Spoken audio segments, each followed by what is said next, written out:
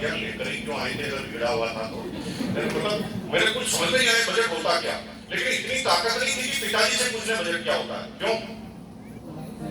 पिताजी फुटबॉल के शौकीन थे, पिताजी से नहीं पूछ सकते थे। हमने जाके पड़ोसी से पूछा कि बच्चा बजट क्या होता है, तो फिर पड़ोसी ने कहा बजट का मतलब हिसाब किताब होता है, आमदनी से ज्यादा खर्चा हो जाता तो बजट बिगड़ जाता है। मैंने कहा आमदनी कहाँ से आती है? आमदनी के कई तरीके, लेकिन 3 प्रमुख तरीके हैं, नौकरी कर लो, बिजनेस कर लो, खेती कर लो। अब मैं सोचने लगा क्या करूं, 6ठी क्लास, नौकरी कर नहीं सकता था, कोई रटेगा नहीं छोटे बच्चे को, और खेती हमारे पास थी नहीं जमीन, तो हम क्या करते खेती। अब बिजनेस एक ऑप्शन था, मैंने सोच लिया 6ठी क्लास में बिजनेस करूंगा, और मैंने सोच लिया मैं पतंग की दुकान लगाऊंगा। कॉमन सेंस था मेरे पास। मैंने पतंग की दुकान की क्यों सोचा, क्योंकि मेरे सारे दोस्त ना 6ठी 7वीं 8वीं क्लास के बच्चे थे, और सब पतंग पर ही पैसा खर्च करते थे।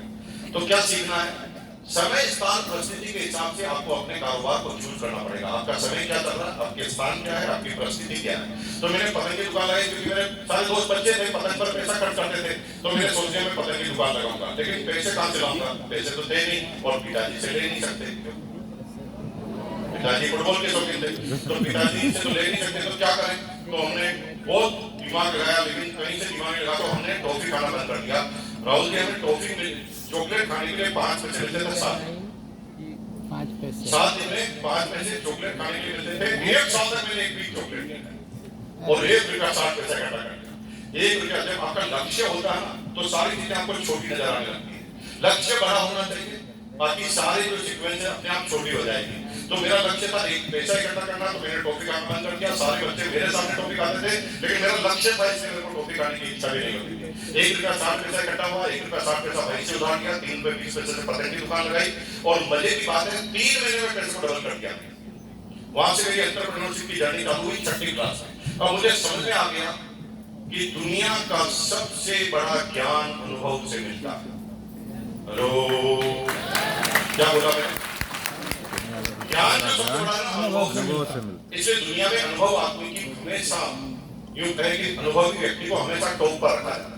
आपके अगर संयुक्त परिवार को आप देखेंगे तो दादाजी की उम्र सबसे ज्यादा है, वो रिटायर्ड हो गए, पैसा कमाना भी बंद कर दिया, लेकिन परिवार का अगर कोई निर्णय लेना होता है तो दादाजी के कानों से ऊपर ही निकलता है। क्यों? क्योंकि उनके पास अनुभव है। आपने ये भी देखा होगा कि आपकी सिटी में कंपाउंडर होंगे, कंपाउंडर, वहां कंपाउंडर के पास डॉक्टर से ज्यादा भीड़ है, क्योंकि डॉक्टर पढ़ा है, अनुभवी नहीं। पढ़ा है, किताबों में पढ़ा है, क्या बीमारी, क्या सिम्टम्स, कैसे टेस्ट, क्या देना, क्या नहीं, ये सब पढ़ा। अब डॉक्टर के पास जाओगे तो डॉक्टर सीक्वेंस फॉलो करेगा। सीक्वेंस क्या फॉलो करेगा? पहले आँख कान नाक देखेगा, फिर आपको 3 टेस्ट लिख के देगा, फिर कहेगा टेस्ट की रिपोर्ट लाओ, फिर टेस्ट की रिपोर्ट आने के बाद वो अपनी दवाई को प्रिस्क्राइब करेगा। ये डॉक्टर का रूटीन है। लेकिन कंपाउंडर जो है कई डॉक्टरों के साथ काम कर चुका है, और वो शक्ल देखकर ही बता देता है बीमारी क्या है। और डॉक्टर के साथ टेस्ट लिखो तो कंपाउंडर के साथ रुक, अभी एक इंजेक्शन लगाता हूं, कल तक ठीक हो जाएगा, हट लगाता पलटी। अब ये क्या हुआ? ये अनुभवी व्यक्ति का काम है। अनुभवी व्यक्ति ने सिर्फ देखकर ही बता दिया। एक व्यक्ति की मोटरसाइकिल खराब हो गई, अब खराब हो गई तो वो मैकेनिक के पास गया। मैकेनिक के पास जाकर कहा कि मेरी मोटरसाइकिल खराब हो गई, ठीक कर दो। तो मैकेनिक इधर उधर मोटरसाइकिल को घुमाया, किक मार के देखा, उसने कहा ठीक हो जाएगी, कर दो। उसने ठीक करने की कोशिश की, एक हथौड़ा लाया अंदर से, मोटरसाइकिल को उल्टा किया, नीचे से हथौड़े से एक मारा, कहा स्टार्ट करो, कॉन्फिडेंस से बोला स्टार्ट करो, स्टार्ट की स्टार्ट। अब जिसने ठीक करने गया उसने सोचा कि यार इसने कुछ किया तो नहीं है, हथौड़ा तो मारा, तो ज्यादा पैसे नहीं लेगा, लेगा ही नहीं, मेरे हिसाब से तो लेगा ही नहीं। लेकिन इंसान है, मानवता के तहत पूछ लिया जाए तो उसने बोला सर कितने दूं? उसने कहा 1000। 1000? क्यों 1000? केवल हथौड़ा ही तो मारा है। कब पागल आदमी, हथौड़ा ही मारा है, हथौड़ा फ्री में है, तू तेरे सिर पे मरवा दे, हथौड़े के थोड़े पैसे। 25 साल में ये पता लगाया है कि कौन सी बीमारी पर कहां हथौड़ा मारा जाता है। हेलो, ये सबसे ऊपर होता है, एक्सप्रेस के ऊपर कुछ नहीं होता। तो मेरा अनुभव आ गया कि जिस माल को ज्यादा बेचना है उसको कहां रखना चाहिए, ज्यादा प्रॉफिट के लिए किस माल पे ज्यादा फोकस करना चाहिए, कोई उधार मांगे तो क्या जवाब देना चाहिए, कोई उधार नहीं दे तो क्या जवाब देना चाहिए। ऐसे मेरे पास अनुभव आए और फिर मैंने कई तरह के कारोबार किए। राखी आती थी, राखी की दुकान खोलकर बैठ जाता था, और होली आती थी, रंग की दुकान खोलकर बैठ जाता था, दिवाली पर पटाखों की दुकान खोल देता था। लेकिन दुकान सारी 5 बजे बंद कर देता था, क्योंकि 5 बजे बाद मेरे पिताजी घर पर आते थे। और पिताजी फुटबॉल के शौकीन थे। हमने कभी पिताजी को पता नहीं चलने दिया कि हम कारोबार करते हैं। क्या भी चलते रहना देना चाहिए। सिलेंडर को ब्लेम करना चालू कर बना रहा है ना। मेरी माँ ने मुझे कहा कि गैस का सिलेंडर ना भरा हुआ लेकर आओ। तो उस समय जमाने में एक फैमिली को 2 सिलेंडर मिलते थे, उसकी बुकिंग करानी पड़ती थी। तो मैं सिलेंडर लेने गया, तो वहां पर एक आदमी आया, उसने कहा भाई साहब मेरा नंबर तो नहीं आया लेकिन सिलेंडर चाहिए। तो वो वेंडर कह रहा था सिलेंडर नंबर नहीं आया तो नहीं मिलेगा, अगर आपको इतना अर्जेंट है तो ब्लैक में लेना पड़ेगा, 100 रुपए का सिलेंडर 200 का मिलेगा। तभी मैंने डिसाइड कर लिया साला बिजनेस तो सिलेंडर का ही करूंगा, सीधा 100 का 200। अब मैंने डिसाइड कर लिया तो हो गया। आप डिसाइड तो करो। आप इतने कंफ्यूज हो गए हो कि किसी काम को डिसाइड करने से पहले ही उसका एनालिसिस करना चालू कर देते। और तुम्हारे सारे पूर्वज तुम्हें सिखा के गए, पैर उतने ही फैलाओ जितनी चादर हो। क्या सिखा के गए? हेलो लोग, क्या सिखा के गए? पैर उतने ही फैलाओ जितनी चादर हो। हमने सिखाई, हमने सीखा सारा चादर को इतनी बड़ी बना लो कि कितने भी पैर फैलाओ बाहर जाएंगे। चादर ही बड़ी करो ना भाई, पैर को क्यों बार-बार सपोर्टना? तुम चादर को बड़ी करो। हाँ, लेकिन उल्टा-पुल्टा सिखा देते हैं अनुभवी ज्ञानी लोग, अपने अनुभव को दूसरों के ऊपर डाल देते हैं। अब क्या हुआ? ये पता ही था कि सिलेंडर मिलेगा था, और मैंने डिसाइड कर लिया। जब आप डिसाइड करते हैं और आपके जबान से कुछ निकलता है, एक तो होता है प्लानिंग से निकलना, यानी मैं झूठ से बोलूं, और एक होता है भगवान के द्वारा निकलना। जैसे हमारी वो कौर मैडम ने बोल दिया 50 करोड़, तुम बोलते रहना मैडम ये 50 करोड़ आएंगे तुम्हारे पास। ये तुमने थोड़ी निकाला, जानकर बोला होता तो शायद आपका माना जाता है, आपसे निकाला ही नहीं। अब आपने बोल दिया है तो वो होना है, क्योंकि अब दुनिया काम करे न करे, ये रब तुम्हारा काम करेगा, क्योंकि तुम्हें वहां तक पहुंचाएगा ही पहुंचाएगा, क्योंकि निकाला भी उसने अपने मुंह से, और तुमने कोई डिसाइड करके नहीं बोला, इसलिए वो निकल गया सो निकल गया। अब वो होना ही है। अब कायनात तुम्हारे उस सपने को पूरा करने के लिए काम करने वाली है, इससे पहले डिसाइड करो। अरे लोगों ने तभी तो अपने नाम इतिहास में दर्ज कराए कि उन्होंने ऐसी चीजें डिसाइड की जो पहले असंभव थी।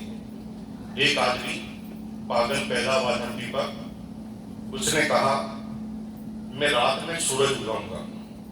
लोगों ने कहा मूर्ख आदमी, रात को भी कोई सूरज उगता है, लेकिन उसने बोल दिया तो कायनात ने काम करना चालू किया, उसके दिमाग ने काम करना चालू किया, वो ऑप्शन देखने लगा, और फिर बल्ब बन गया, जिसे आप एडिसन के नाम से जानते हैं।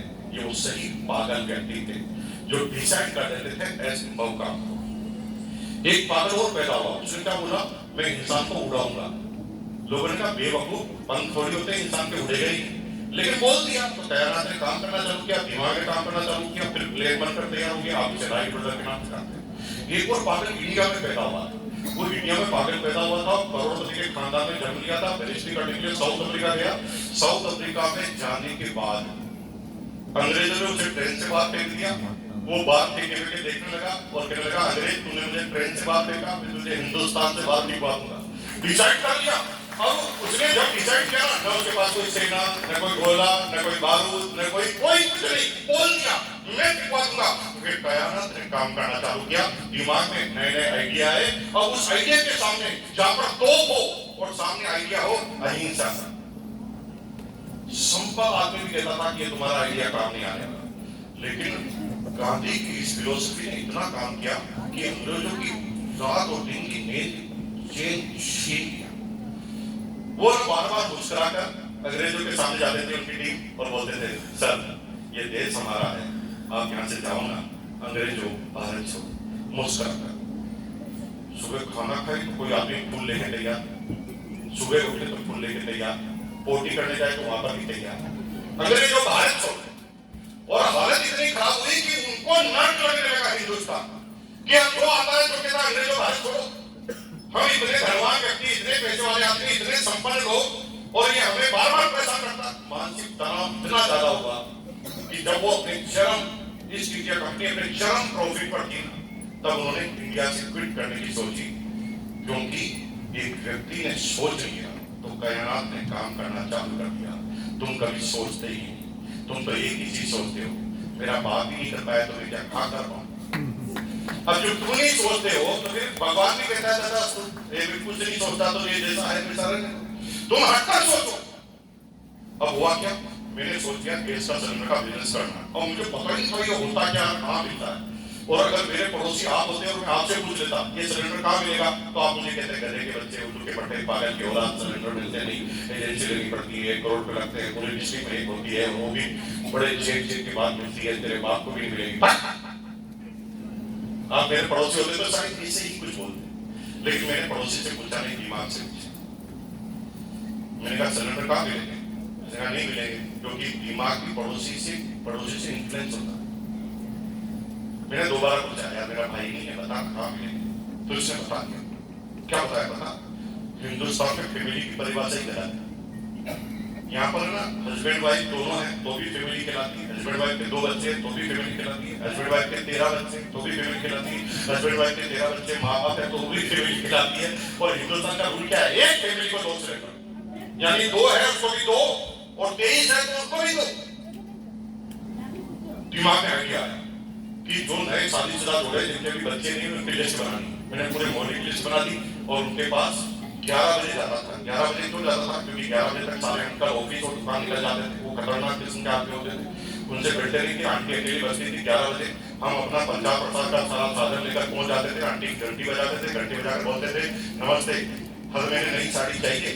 उनका पागल आदमी, हर महीने कोई नई साड़ी आ सकती है? मैंने कहा आ सकती है। कैसे? मैंने कहा 2 सिलेंडर सरकार देती है, 1 यूज कर लेते हो, इसका क्या करते हो? सरकार से लेते नहीं। मैंने कहा यही गलती कर रहे हो, सरकार से ले लो, हमें दे दो तो 50 रुपए एक्स्ट्रा देंगे। तो क्या ऐसा हो सकता है? बेटा योजना कंपनी नाम लिखा और मैंने 70 लेडीज का नाम लिख लिया जिनके पास एक्स्ट्रा सिलेंडर थे। ये दिमाग का कमाल देखिए, एक आदमी ने 1 करोड़ में एजेंसी ली हमारे दिमाग में, फ्री में एजेंसी 70 सिलेंडर, और कोई इन्वेस्टमेंट करने की जरूरत नहीं, उनका सिलेंडर उनके घर पर स्टॉक हमारा। अब हम वहाँ ब्रेक वाले के जाके खड़े हो जाते थे, वो किसी को 200 बोलता था, हम 250 बोलते थे। काम मिलेगा सीधा सप्लायर से मिला देते थे। 1 सिलेंडर पे 25 रुपए कमा देते। जो मेन डीलर था उसका मार्जिन था 10 रुपए, हमारा 25। दिमाग का कमाल देखिए।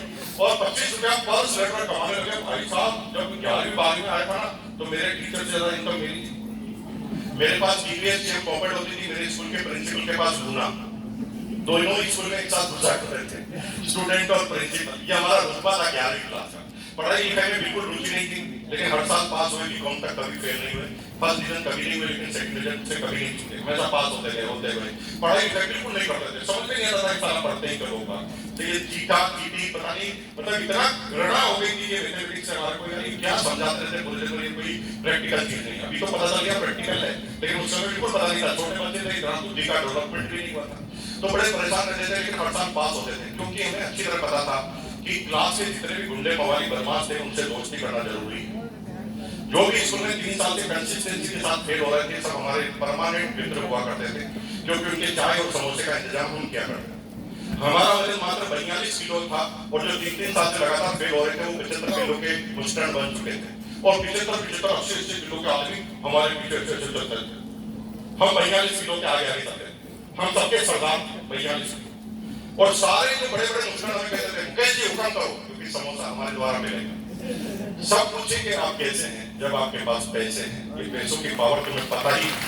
ये पैसा जब बिल गेट्स के पास आता है तो बिल गेट्स की हालत देखिए, वजन है 52 किलो, लेकिन बिल गेट्स खड़ा हो जाता है तो सारा देश का प्रधानमंत्री उसके साथ जुड़ जाता है। सब पूछेंगे आप कैसे हैं, जब आपके पास पैसे।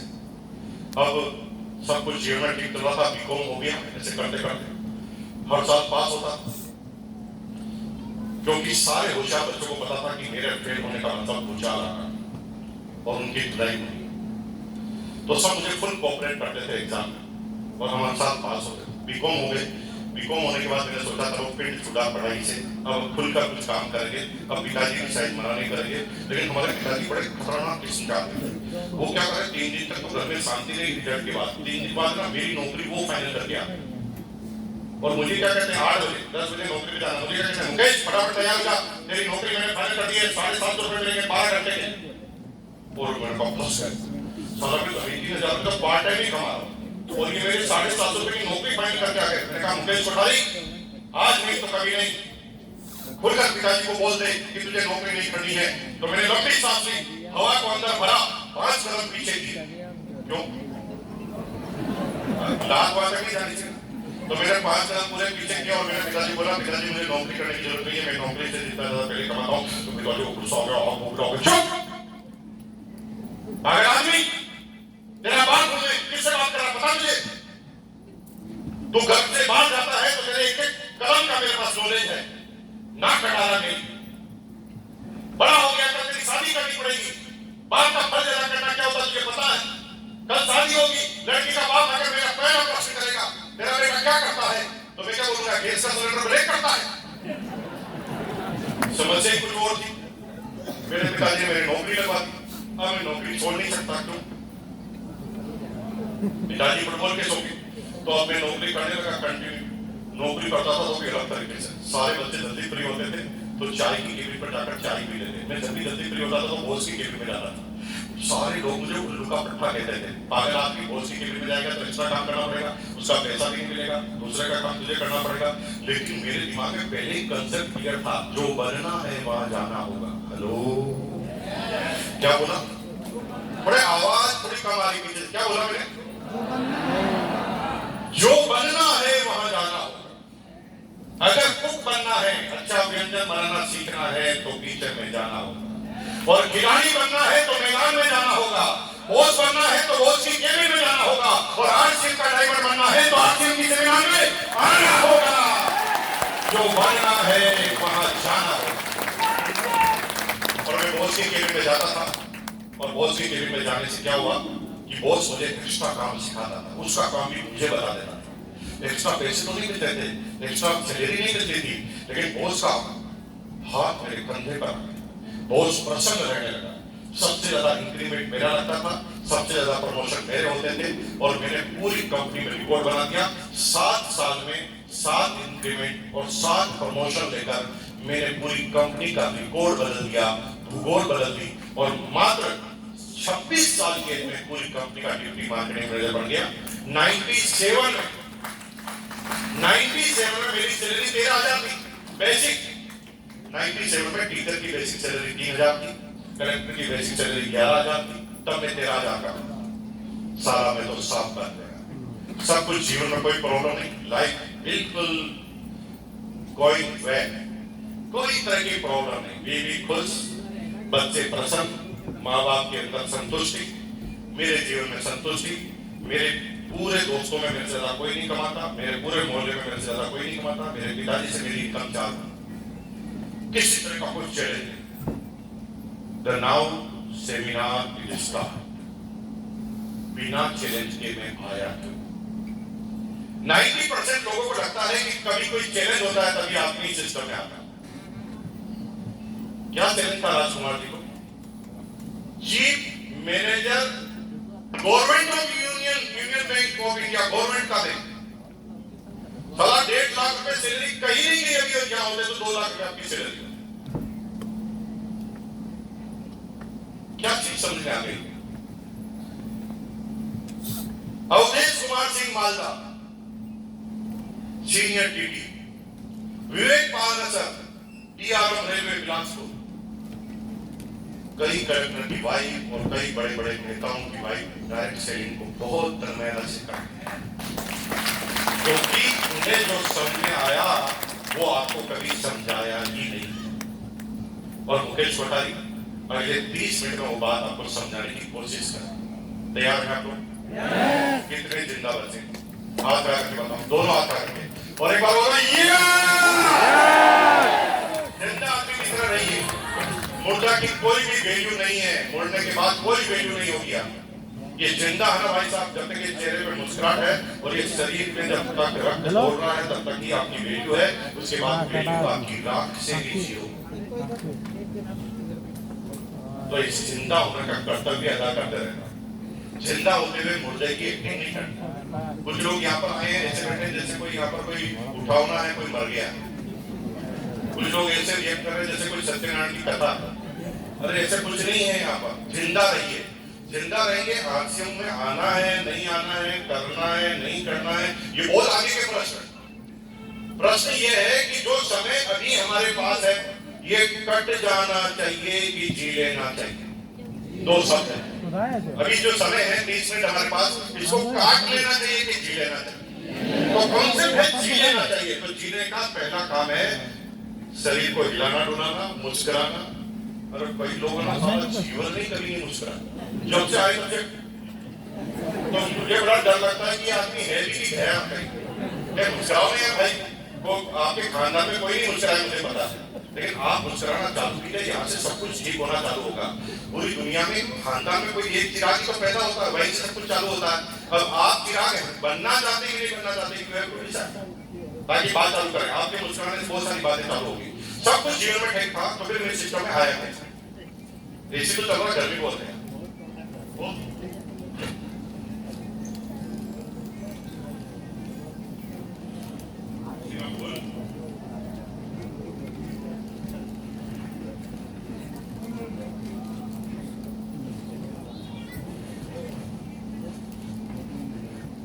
Thank you. तो प्रश्न है सिस्टम में आया क्या? 13,000 की सैलरी, सब कुछ ठीक चल रहा। ये भगवान की क्या इच्छा होती है, अल्लाह ताला परवरदिगार क्या चाहता है हमारे से हमें पता है। इसकी इच्छा के बगैर धरती से पत्ता भी नहीं हिल सकता, पत्ता भी। क्या मेरी बात से सहमत है? जिस भी ईश्वर को आप मानते हैं, ये परमपिता परमेश्वर, इसके पास पावर है। ये क्या घटना से किस घटना को रिलेट करेगा और क्या दुनिया को मैसेज देगा, ये हमें पहले पता ही नहीं। ये सब का हिसाब किताब रखता है, किसको कहां पहुंचाना है ये उसे पहले ही पता होता है। আমার লাস্টে কথা আজ নম্বরটা বললেন। और ये ऐसी सीक्वेंस मिलाता है कि वो सीक्वेंस को इंसान और साइंस कभी समझ नहीं सकते। एक दोस्त को मैंने याद किया, उसी समय फोन आ गया। ऐसा कई बार आपके साथ होता कि नहीं होता? ये क्या सीक्वेंस है? লাস্টে इसको একটু कई আছে ওই साइंटिफिक भाषा में कभी सुनाया नहीं जा লাস্টে सकता, একটু बताया আছে नहीं ওই जा सकता। This is the fourth sequence। ওই না अगर आप यहाँ आए हैं ना, तो इस गलत पापा फहमी की में अगर मत रहना दोनों कि की। तुम्हारी इच्छा थी इसलिए तुम पहुंच गए। और ठीक है। तुमने इच्छा डेवलप की, लेकिन भगवान ने तुम्हारा रास्ता प्रशस्त किया कि बेटा तू जा, आज कोई प्रॉब्लम नहीं आने दूंगा, इसलिए आप यहाँ आए। तुम इच्छा जाहिर करते हो और भगवान कहना नहीं जाने दूंगा, तो भगवान के सामने तुम्हारी एक नहीं चलती। भगवान के पास कितनी पावर पता है? बाढ़, आंधी, तूफान, भूकंप, जन्म, मरण, मरण, ये सब भगवान के हाथ। और जो लोग नहीं आए हैं, आप बाहर जाते ही उनसे पूछना कि भाई साहब आप क्यों नहीं आए? कुछ लोग अभी तक भी वेट कर रहे हैं, वो लोग आ जाएंगे। मेरे कर्ण अर्जुन आएंगे, नहीं आएंगे। आज भगवान ने क्लियर नहीं किया उनका रास्ता, तुम कितना भी करो वो नहीं आ पाएंगे। उनसे पूछना क्यों नहीं आए, तो कहेगा सर आने के लिए मैं बिल्कुल रवाना होने के लिए तैयार हो गया, सर मैंने स्कूटर भी स्टार्ट कर दिया, तभी पड़ोसी के घर में से आवाज आई, मैंने बाहर जाकर देखा तो पड़ोसी टपक गया। मतलब पड़ोसी तक को टपका सकता भगवान तुम्हें रोक रहा है, और तुम किस खेत की मूली हो पहले समझो। हमारे हाथ में कुछ है ही क्या हो बोल रहे हैं, बंद कर। धन्यवाद। तो हम किस खेत की मूली है इसे समझने की कोशिश करना, हमारे हाथ में है ही नहीं कुछ। यहाँ अगर आप आए तो जिसे गौर हुआ, भगवान ने लाना चाहा तो आ गए, भगवान नहीं लाना चाहता तो 1000 तरह के बहाने थे, तुम्हें रोक सकता था। हर आदमी अलग अलग तरीके से आए हैं। खुदा का एक बंदा तुम्हारे पास आया था, और जो खुदा का बंदा, जो खुदा का मैसेंजर है ना, उसको खुद को भी पता नहीं है वो खुदा का बंदा। कुछ लोग अपने जीजा को पकड़ के लाए हैं, कुछ जीजा अपने सालियों को पकड़ के लाए हैं, कोई पुराने दोस्तों को पकड़ के लाए हैं, कोई झूठ बोल कर लाए गए हैं। 15 मिनट में फ्री हो जाएंगे। कुछ लोगों ने बोला होगा कि शाम को आते वक्त खाना खिलाएंगे, कुछ लोगों ने बोला मंदिर के दर्शन कराएंगे, कुछ लोग अलग अलग तरीके से यहाँ आए होंगे, झूठ बोलकर लाए गए होंगे, और कुछ लोगों की शक्ल भी बता रही कि इनको किडनैप करके लाया गया, या आना नहीं चाहते थे, इनको चारों तरफ से घेरा गया और यहाँ आकर बिठा दिया। लेकिन आप पहुंच गए, भगवान ने आज भांडा नहीं फूकने दिया, आप पहुंच गए। अब पहुंच गए, अब आगे फिर कोर्ट की कहानी चालू होगी, किसको समझ में आएगा, किसको नहीं आएगा। अब भगवान के ऊपर डालिए और आप काम करते जाइए, और आप काम करते जाएंगे तो भगवान तुम्हारी टीम में ऐसे व्यक्ति को लेकर आता रहेगा। जरूरत है लगातार काम करना। अब क्या हुआ, कोर्ट की कहानी देखी, मेरे साथ जो घटना घटी, मैं आज ही देखता हूँ, ये घटना नहीं घटती तो मुझे सुधारी सिस्टम में हुआ क्या। मैं अपने स्कूटर को लेकर मीटिंग में एक बाद में बात करेंगे। 97 में मेरे पास स्कूटर था 11 वेस्पा 150 एल। सन 2000 की बात है, स्कूटर मैंने लेकर विदाउट लोन मैंने स्कूटर लिया था नौकरी, और मैं स्कूटर लेकर अपनी कंपनी की पार्किंग में पहुंचा। पार्किंग में ब्रेक लगाया स्कूटर, तभी मेरे बॉस की कार मेरे पास आके रुकी। दिस इज द को इंसिडेंट। ऐसा साल 2 साल में एक बार होता था जब पार्किंग में मैं और मेरा बॉस दोनों एक साथ। उस दिन भगवान कसम कोई दूसरा व्यक्ति पार्किंग में होता तो मुकेश कोठारी कोई दूसरा होता, लेकिन उस दिन मैं था। भगवान ने आज मेरा कंडीशन बिठाना था। मैं आया पार्किंग में और मैंने मारी ब्रेक। बॉस ने आके मेरे पास ब्रेक मारी, शीशा खोला कांच का और धीरे से बोला, मुकेश तेरे से काम है, 2 मिनट रुकना, गाड़ी पार्क करके आता हूँ। मैं बड़ा प्रसन्न हो रहा हूँ, अपन कितने बड़े आदमी बन गए कि बॉस को भी अपने से काम पड़ता है। मैं चुपचाप वहां खड़ा तभी थोड़ी देर में पार्किंग करके आया और मुझे कहा, भाई रात से परेशान हूँ, रात भर मुझे नींद नहीं आई। मैंने कहा क्यों नींद नहीं आई? तो उन्होंने कहा नींद इसलिए नहीं आई कि मुझे मेरे बेटे को है ना पायलट बनाना है, 25 लाख रुपए लगते हैं। अभी पायलट बनाने के लिए 1 करोड़ से ज्यादा चाहिए। उस समय की बात बताऊं, 25 लाख रुपए लगते हैं। मैंने कहा सर वेरी गुड, बहुत अच्छा निर्णय है आपका, पायलट बनाना चाहिए, बहुत अच्छा इसका स्कोप भी है, आने वाले समय में प्लेन की संख्या भी बढ़ने वाली है। उसने कहा सर ठीक है, सब पता है मुझे, बनाऊं कैसे? 17,000 सैलरी है। मैंने कहा सर कोई बात नहीं, हो जाएगा एक दिन, सब कुछ भगवान भला करेगा। अरे क्या भला करेगा, क्या भला करेगा? 17,000 सैलरी है, रात भर कैलकुलेटर में 17,000 प्लस 17,000 प्लस 17,000 प्लस 17,000 प्लस 17,000 कर रहा हूं, साला 25 लाख इकट्ठे ही नहीं हो रहे। और तो मेरा हो जाएगा, कैसे हो जाएगा? मैंने कहा फिर सर क्या करेंगे? बिजनेस करना पड़ा। मैंने बॉस को चढ़ाया, मैंने कहा अगर ये बिजनेस करेगा तो नौकरी छोड़ेगा। और ये मैनेजर में डिप्टी मार्केट मैनेजर जिसको थोड़ा उकसाते ताकि ये नौकरी छोड़े तो अपन सीट पर जाकर बैठ जाए। अपने से किसी ज्यादा कोई ज्यादा नहीं था मेरे दिमाग में। तो मैंने कहा सर फिर आप नौकरी करेंगे तो आप बिजनेस करेंगे तो नौकरी छोड़ेंगे? कहाँ है सीरीज? फिर गाड़ी पलट गई। मैंने कहा कहाँ है सीरीज? मतलब कर ही नहीं सकते, मकान का लोन चल रहा है, बच्चे बड़ी स्कूल में पढ़ रहे हैं, माँ बाप की जिम्मेदारी है, घर की जिम्मेदारी है, बिजनेस जीरो से चालू करना पड़ता है, मैं कर ही नहीं सकता। मैंने कहा फिर क्या? मेरे पिताजी ठीक कहते, दादाजी ठीक कहते थे। मैंने कहा दादाजी क्या कहते थे? दादाजी कहते थे कि मैंने तेरे बाप को बहुत समझाया कि जीवन में नौकरी मत करना, नौकरी केवल इंश्योरेंस है जो तुझे सिर्फ मरने नहीं देगा। जब भी तू बीमार होगा इंजेक्शन लगाकर तुझे ठीक कर दिया जाएगा, लेकिन नौकरी एक ऐसा रोग है जो तुझे जीवन में कभी भी खुलकर जीने नहीं देगा। न तू अपने परिवार को घुमा पाएगा, न बीवी शादी तो कर पाएगा, न बेटा चाहता कर पाएगा, और तेरे मन की एक एक ख्वाहिश अधूरी रहने वाली है अगर तूने नौकरी की। लेकिन तेरे बाप ने मेरी एक ना सुनी। कम से कम तू मेरा पोता हो समझाना। लेकिन मैं पोता था, अब मुझे दादाजी की बात याद आ रही है और मैंने दादाजी की नहीं सुनी, मैंने भी नौकरी की। मैंने कहा सर फिर क्या करेंगे? अब तो एक ही तरीका है, पार्ट टाइम। धीरे धीरे 1-2 घंटे में कोई बिजनेस चालू करें, बिजनेस को धीरे धीरे बड़ा करेंगे, जब बड़ी सीक्वेंस बनेगी तब नौकरी छोड़ देंगे, बिजनेस में फुल टाइम आ जाएंगे। मैंने कहा सर ऐसे होता है? होता है। पिछले संडे को मेरे घर पर मेरे पुराने दोस्त आए थे। सुनना, मुझे इन्विटेशन दे रहा हूं, मुझे पता ही चल रहा क्या हो रहा है। पिछले संडे को मेरे घर पर मेरे पुराने दोस्त आए थे और मेरे दोस्तों ने मुझे कहा, मैंने कहा क्या कहा? मेरे दोस्तों ने मुझे कहा एक ऐसा कारोबार है जिसमें नौकरी छोड़ने की जरूरत नहीं। मैंने कहा हाँ सर बताइए आगे। उसमें ना दुकान लगाने की जरूरत नहीं, हल्की हल्की ऐसी आ रही लेकिन खुलकर हंस नहीं पा। फिर तीसरी बात क्या बोली? इतना ही नहीं, पैसे की तो बिल्कुल जरूरत नहीं। और मैंने इतने सारे बिजनेस पहले कर लिए, बिना पैसे के कोई कारोबार होता नहीं, और इतना पैसे की भी जरूरत नहीं। फिर क्या बोला? हिसाब किताब की भी जरूरत नहीं।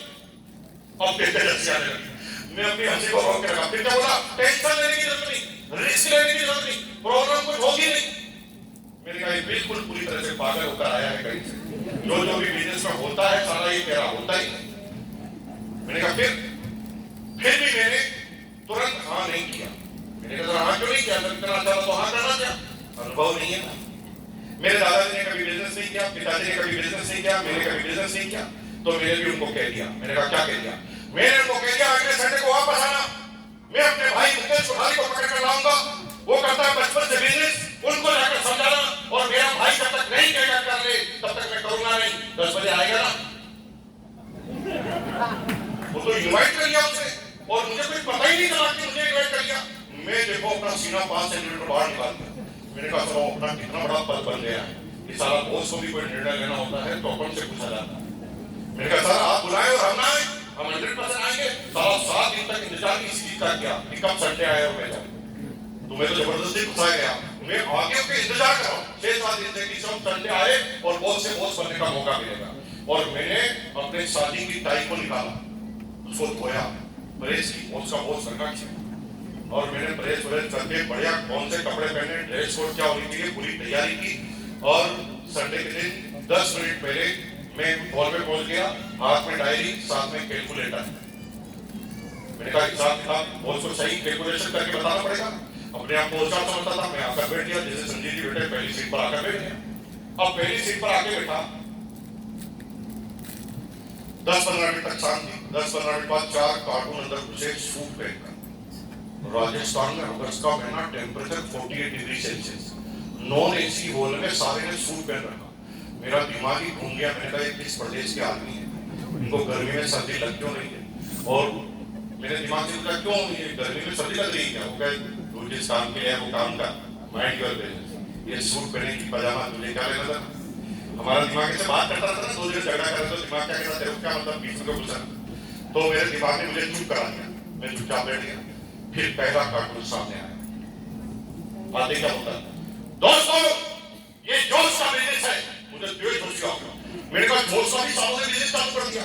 अब जोश को तोलेंगे कैसे, नापेंगे कैसे, पैकिंग कैसे करेंगे, डिलीवरी कैसे डिसाइड करेंगे, कितनी रेट रखेंगे, कैसे रेट डिसाइड होगी, कैलकुलेशन कैसे फाइनल होगी, तो आगे जोश का भी कोई बिजनेस होता। पहला आदमी काम खत्म करके आया, दूसरा कार्टून आता, दूसरा कार्टून उससे भी बड़ा था। दोस्तों ये जोश का बिजनेस है, इसलिए बजाओ ताली। अगर तेरा नौकर होंगे ताली बजाओ, क्यों बजाओ ताली, बता दो सही ताली किस बारे में बजानी, तुझे क्या ताली बजाने वाला शकल से रखता।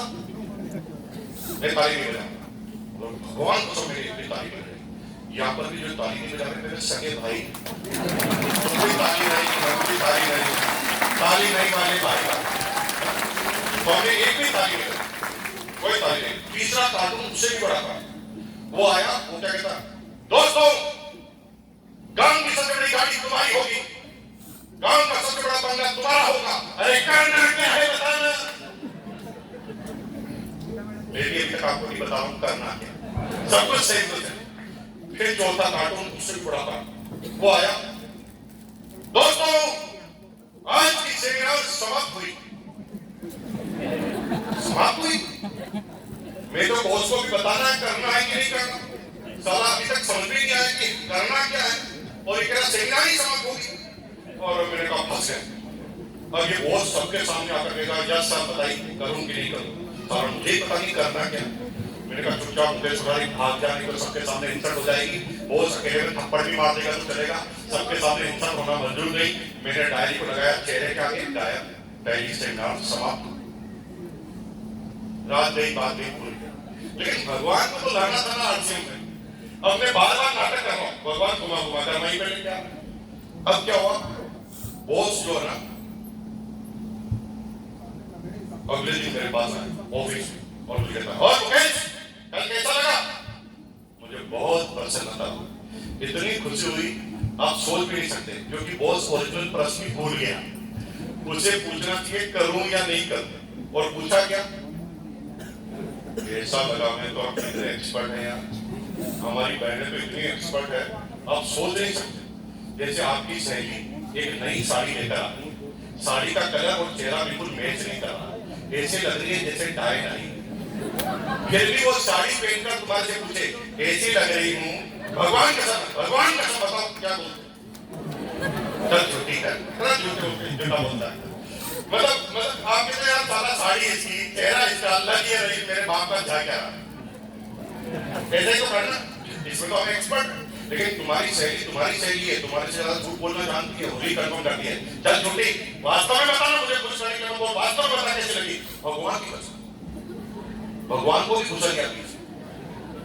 इंडिया वाले इतने एक्सपर्ट हैं झूठी तारीफ करने में, बताओ दुनिया में कोई इतनी तारीफ नहीं कर सकता। इंडिया वाले जब भी जरूरत होती तब तारीफ करते हैं, हम बोलते हैं हमको नाराज करें।